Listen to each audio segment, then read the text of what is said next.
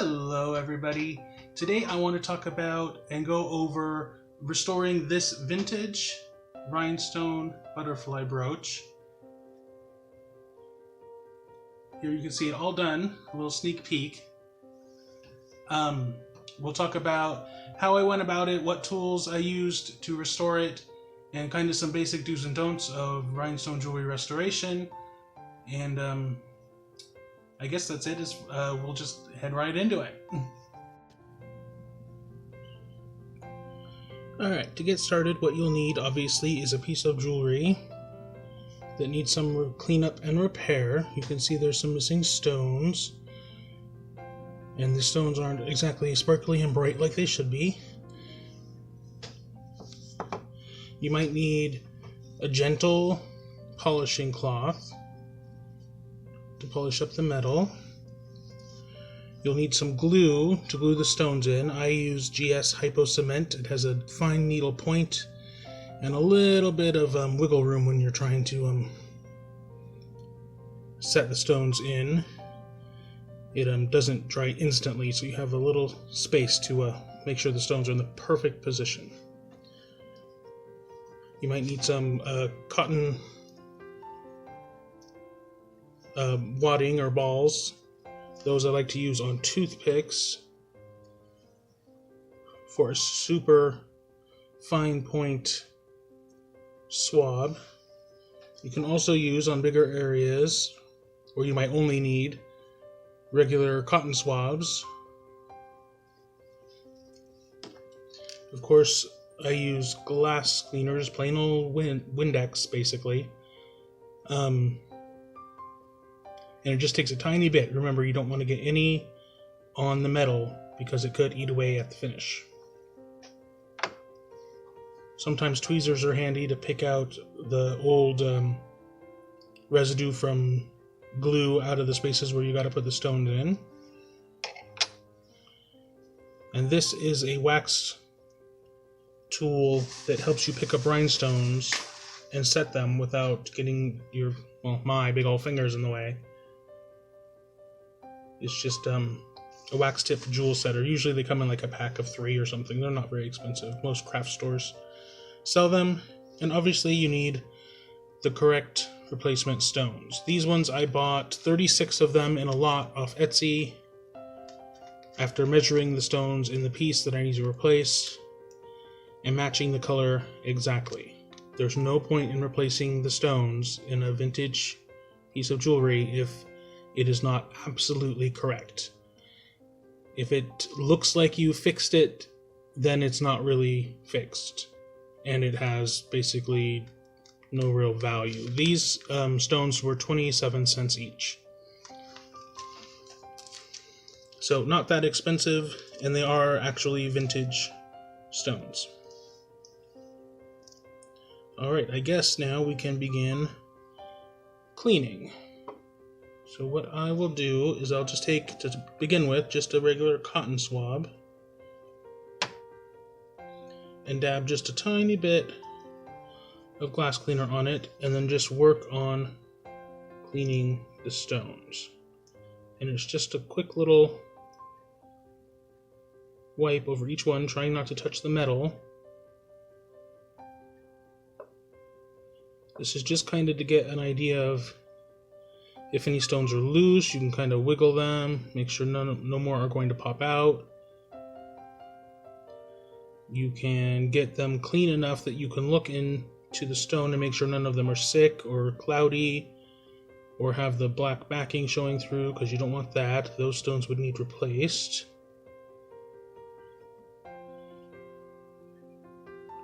This way you'll know exactly where you stand with the piece. So hopefully I won't have any other stones missing, because I don't have replacements for all of them. And to be honest, I checked this first. I wiggled all the stones to make sure that I wouldn't have to replace any others.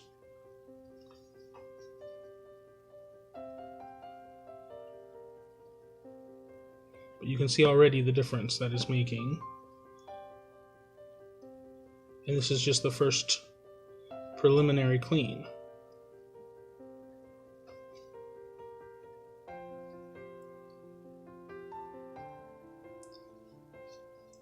Now, as far as, say, like restoring it for sentimental reasons versus, oh, you can see how much grime just that initial cleaning got off of there. Anyway, as far as should you restore a piece of jewelry, costume jewelry, they intrinsically, there's no like gold or silver necessarily. The stones are just glass. It has no great value as far as that goes. But it may be sentimental to you. You may want to wear it. You may have just picked up a piece in a group of jewelry at a thrift store or something, and you just want to wear it around, but you want to replace the stones first. Or you could be buying them to resell or as an investment piece. As far as that goes, I would advise not to buy broken jewelry for resale value if you are not absolutely positive that you can fix it. Otherwise, you're just kind of wasting your money. So for this one, I think it just came in a lot of jewelry I bought. And it has 3 missing stones that I was pretty sure I could find and repair anyway. And when you flip it over, it's in pretty good shape. All the mechanics of the piece work. The pin is straight and there's no rust, there's no oxidation to the metal, that green gunk that can build up.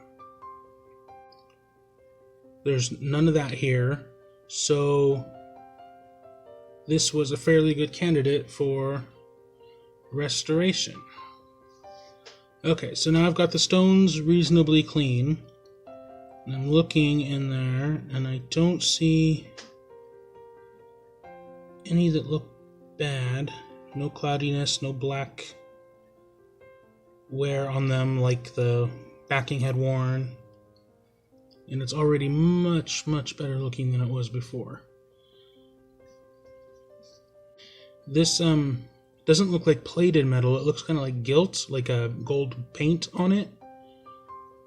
So I can try polishing it gently with that polishing cloth to kind of clean it up a little, but I would not be too rough on it because I don't want to take any of that paint off. You notice there is some little bit of wear. That's kind of just what happens, and it kind of shows how old the piece is. But yeah, that's not really going to polish because it's paint and not actual metal. But I can still kind of wipe it to make sure there's no gunk on there.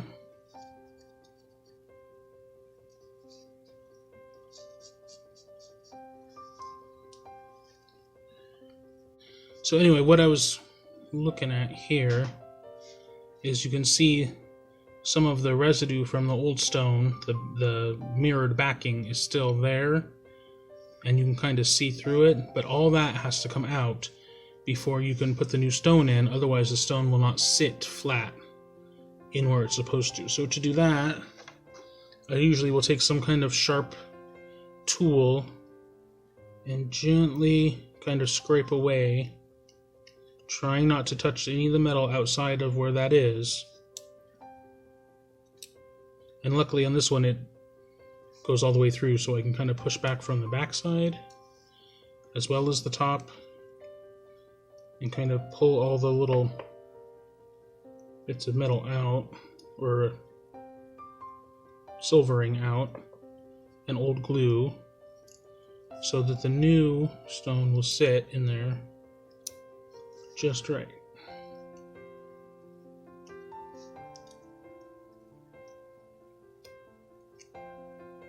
Because again, the goal is to make it look like it has never been repaired.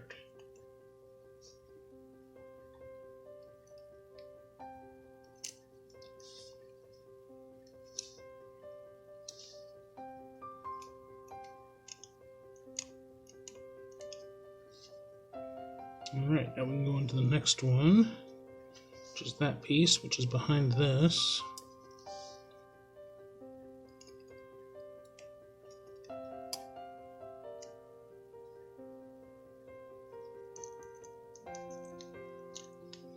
I'm going to push it from the back and pull it from the front if we can. There we go, put a little bit of it.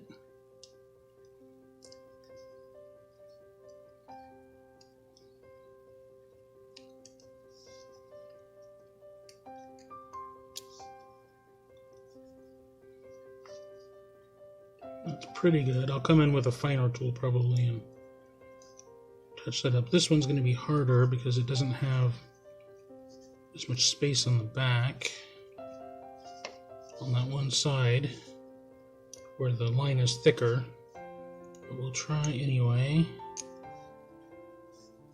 Yeah, you can still see there's a little there it comes. You can see all the gunk that was in there that has to come out. You want it as clean as you can get it, because that'll help with the new glue sticking and with the stone fitting down where it's supposed to. Okay, I think we got that probably as good as we're gonna get it. So let me clasp the back together so it's not flopping around.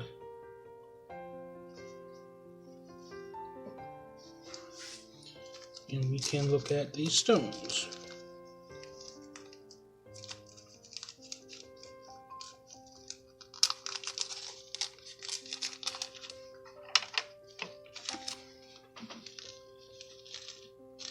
Okay, so I'll pick from a number of stones to find one that is really perfect,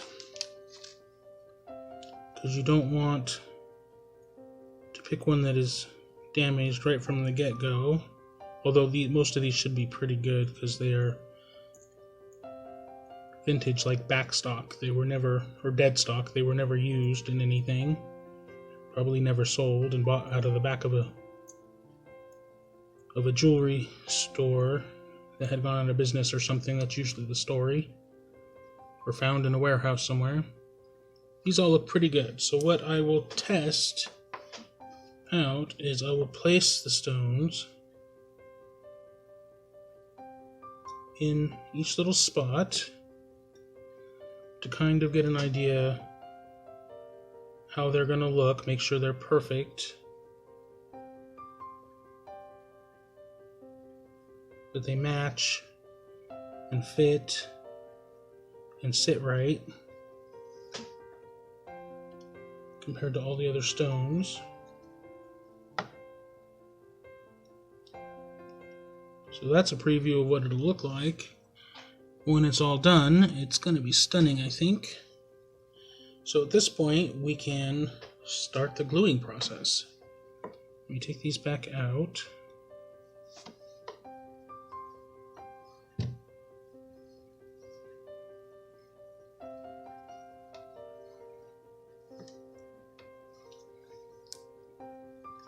And open my glue, which I need a new one here soon, but okay, so this has a really tiny little tip on it where the glue comes out that gets kind of gunked up, so you gotta kind of clean it off each time. And then what I would do is just take that, squeeze it, get a little glue coming out,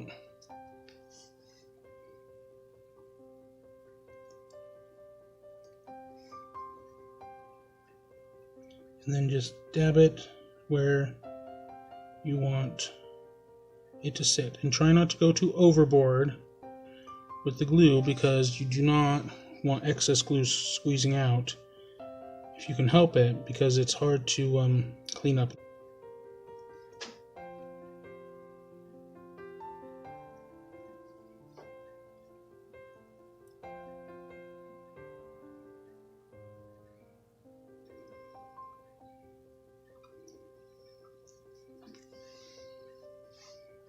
Alright, we'll grab this stone one more time. Set it in there.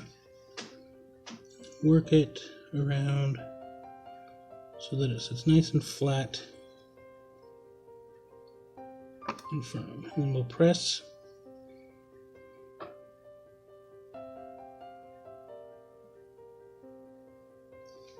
it into place. And then we'll move on to the next stone right away while this glue is open and working. So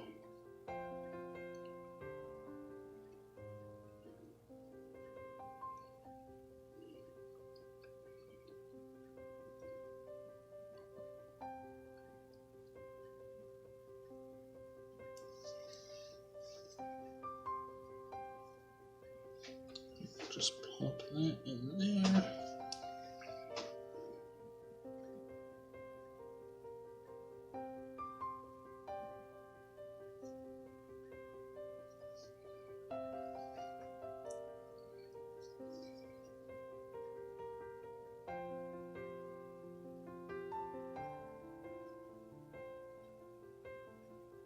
And then press it in.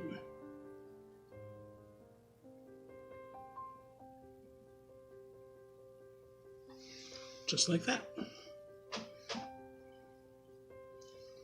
And then we've got one more stone. Oops, this one's kind of drying out.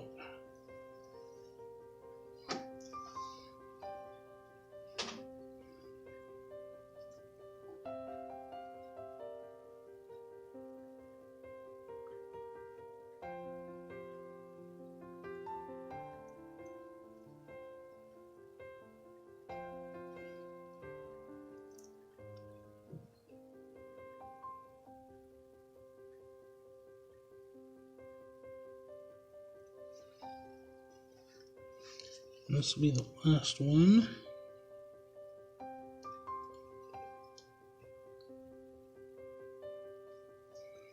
Scoot it into place. Make sure it's tipped at the right angle if we can.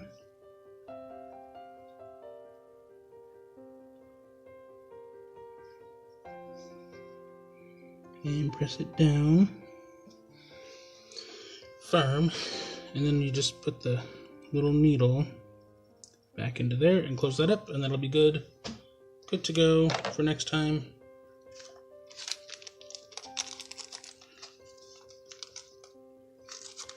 Now the little wax dauber rhinestone setting tool does leave a little bit of waxy residue on top of the stones, but I would urge you to wait to clean that off until after the glue has set. I think this glue kind of sets in 10 minutes or so, but it really is set, really cured after 24 hours. So after 24 hours, you can go in and do a finer cleanup and make sure the stones aren't going to move and make sure that the piece is really perfect. But as you can see, it's already made a huge difference in the look of this piece. Now, I don't know who made this piece. There was no signature or maker's mark on it, and I would call this probably like a medium quality piece. The stones are pretty decent quality, and the metalwork is nice. It's fairly detailed. The design work is nice. But if it were really high quality, then the stones would be prong set instead of just glued in. And prong set stones are something we'll handle another time. They are a little more complicated to replace. You have to be super careful about those prongs. But again, you're less likely to have to replace a stone in a prong set piece of jewelry because the prongs hold the stones in better. So anyway, we'll come back to this once I've got it all super clean and sparkly, and we'll take another look. Okay, and we're back. So I want to do a finer cleanup and get the residue off. I'm going to use a toothpick here and just some fluff from a cotton ball, and I'm just kind of going to wrap that around there so that I can get a fine tipped cotton swab basically. Then I'm going to dampen that slightly in a little bit of glass cleaner. And then I'm going to go around the stones that we've replaced and clean off all the residue from the wax setting tool. And then we can get a little finer detail around the stones into all the little nooks and crannies. And this works really well because a regular cotton swab will not always fit down into all those little spots. And this will be the final go over before this piece is done.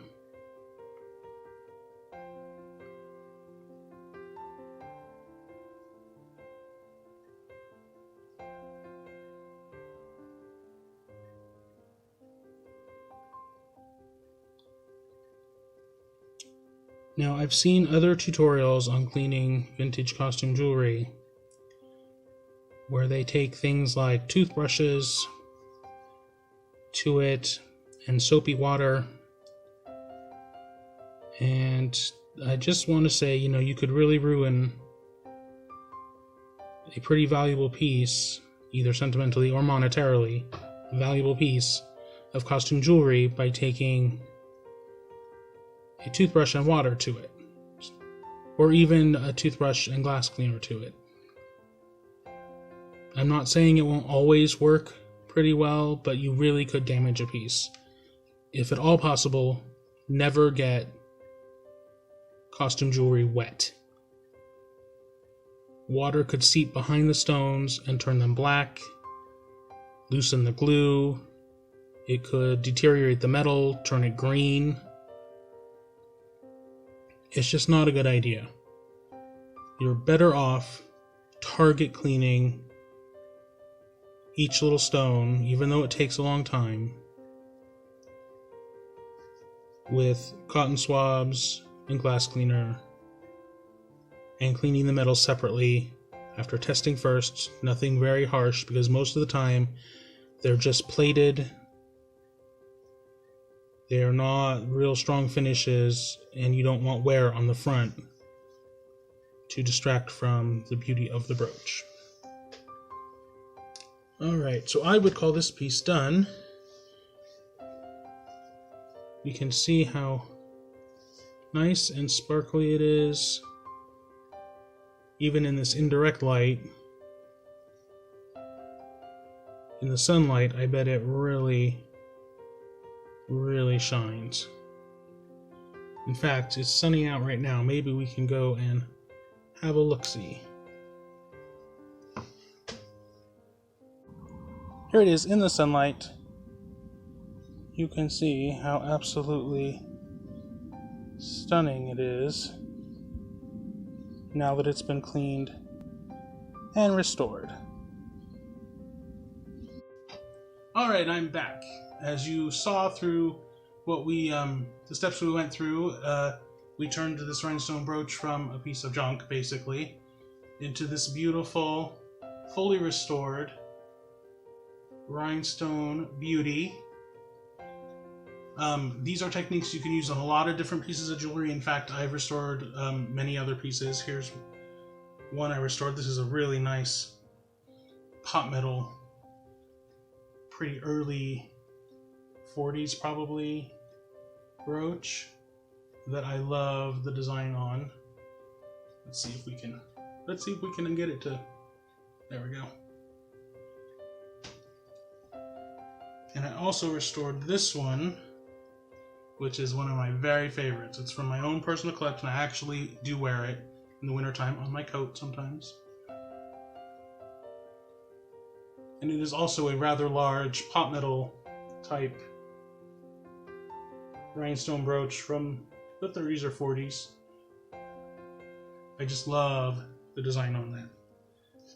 And remember, the idea with restoration is to make it look like it was never damaged in the first place. So if you enjoyed this video, please like it. If you want, comment something. I know I'm a relatively new channel and I've only posted like a handful of videos, and they're very hit and miss as far as subject and frequency. But as I have time, I will keep plugging away at it. Until next time, stay safe and... Sorry, distracted by the sparkles. Stay safe, and we'll talk to you next time. Bye.